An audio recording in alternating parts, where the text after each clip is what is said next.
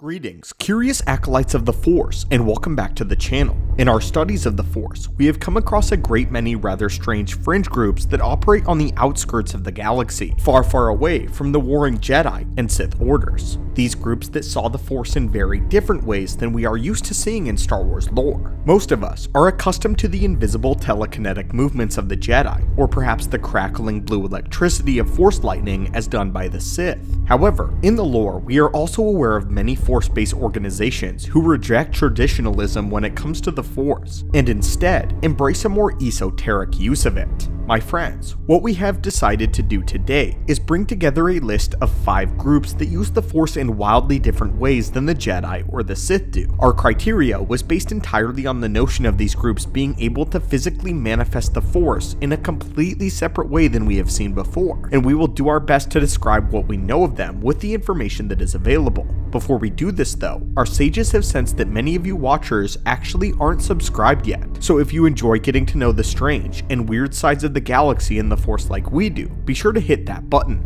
It is your destiny. Now, let's get into what we wanted to explore today, the individuals in the galaxy that wield the Force, or the Orders, in the strangest ways. We wanted to start off with something that many of us are more familiar with before we jump into the obscure, which is of course the Night Sisters of Dathomir. This coven of witches was the first time on screen that we actually saw the Force being utilized in a wildly different fashion than the way the Jedi or the Sith use it. Spine-chilling rituals with the power to completely warp and mutate living creatures, and incantations that summon green energy which they seem to be able to form into anything, be it weapons or anything else. The Night Sisters are definitely something peculiar. They were so powerful and knowledgeable of the dark side, in fact, that Darth Sidious even considered them to be a threat and was terrified of Mother Talzin, a subject that we have talked about on the channel on more than one occasion. The magic as used by the Night Sisters is described to us in Mother Talzin's book called Wild Power. Apparently, there is some kind of Force nexus that runs like a river within the very veins of the planet of Dathomir. Talzin instructs her sisters to call upon this power by tapping into the natural side of the planet, and by calling on the power of the supposed spirits, they are able to grow incredibly powerful. Currently, there is no evidence that we have found to support the claim that there are actually spirits in Star Wars that can supply powers like the Dathomirians claim. But to be fair, we also haven't found any evidence on the contrary either, so it's somewhat vague if this aspect of the power is true or not.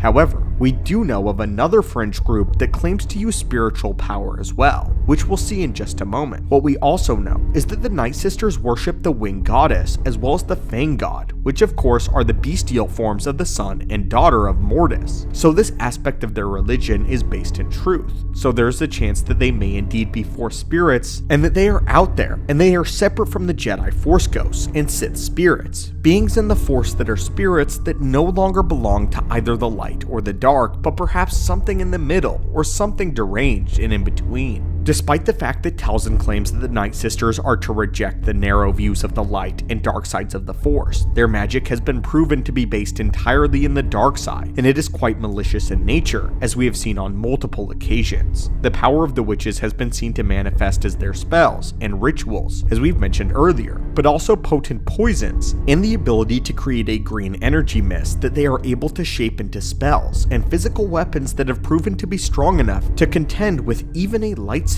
The next on this list is one that we have made a video on before, but we didn't want to leave out, that being the Sorcerers of Rand, also known as the Randites. This group of people don't actually believe in the Force at all, and rather worship something that they simply call the Dark, which is assumed to be the manifestations of all of death and destruction in the galaxy. The Sorcerers of Rand have a very nihilistic view of the galaxy, so much so that their entire religion is based on the motivation to bring about the galaxy's ultimate destruction. According to Mother Talzin, it's been said that the Sorcerers of Rand have the ability to unleash dark blasts that can utterly disintegrate any objects or creatures left in its line of fire. That's some serious power that neither belongs to the Jedi or Sith. With that said, we've seen similar spells with Sith sorcery, such as the technique of Force Blast or also Orbs of Destruction.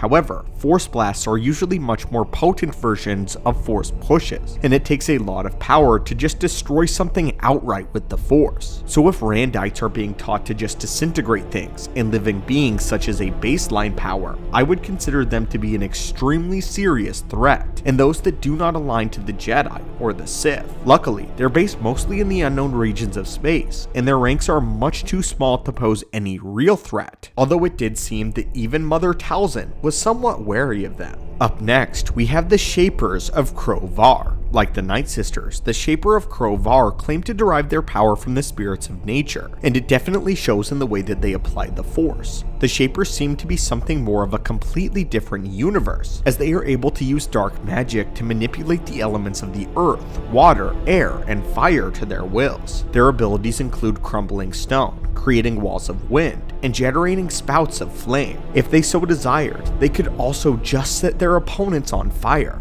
Their manifestations of the Force depend on their element of study, but were also influenced by the location of their habitat. The Crovar system held a vast array of different biomes that directly contributed to the studies of the groups. Shapers native to the Ungla Valley, for example, were more adept at wielding fire due to their presence of lava flows near there. Master Shapers were also able to wield other physical manifestations such as lightning, which was considered a further extension of their elemental capabilities. They are willing to hire their services out. However, there are very few in number and are pretty low tech, opting to use clubs, swords, in place of any sort of energy weapon. They also tended to despise the use of telekinesis, as they saw it as a cheap and untrustworthy trick since it couldn't be seen. This is actually a force-based organization that I had no idea ever existed until further research on this video. Next on our list, we wanted to mention the Five, an interdimensional cult of death-worshipping people that captured powerful entities and either imprisoned them or sacrificed them to their god. Their first appearance was in the classic Star Wars comic Star Wars Devil Worlds, where they were introduced to not only them, but their captured Force demon named Whitesand. The Five all carried wands and could use a peculiar type of dark sorcery which manifested in very violent types of spells. Their powers aren't ever explained. However, we watched a few of them shoot some kind of black energy or black fire out of their wands that kill their targets instantaneously.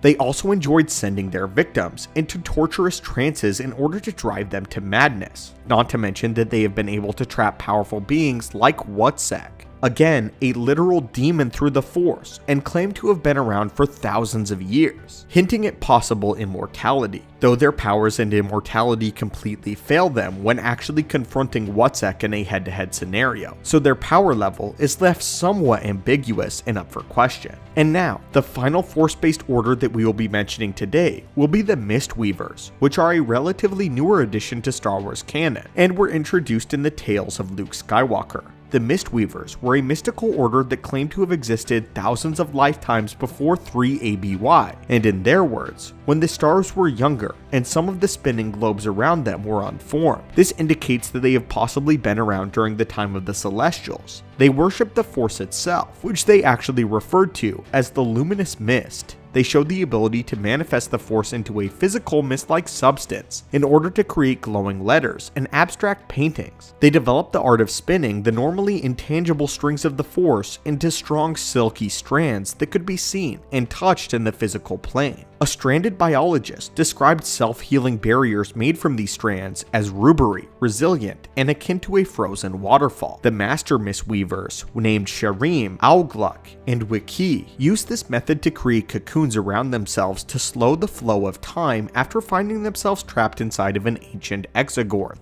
which was one of those giant space worms seen in Empire Strikes Back. I personally think that these beings are super cool and hope that they will soon be written more about them in the newfound canon Star Wars lore, as I love these kinds of primordial Force users that seem to know the Force in many different ways than we're used to, and seem to have a better, more intimate relationship with it.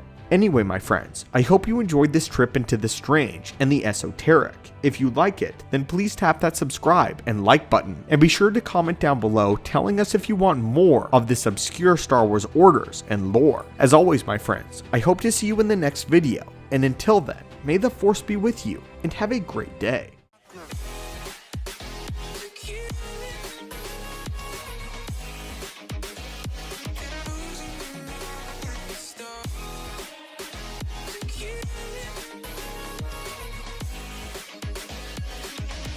Just let me fall to my...